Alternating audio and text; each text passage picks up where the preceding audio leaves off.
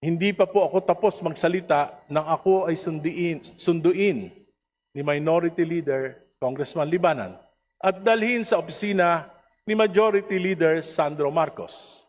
Pagdating po namin, nandoon na rin si Speaker Bogie D. Nakaupo po ako, tahimik ako, sinita ako ni Congressman Marcos at tinanong, ano yun? I replied that the anti-political dynasty advocacy has long been one of my advocacies. Ngunit sinabi niya, hindi yon. Inaatake mo ang aking ama.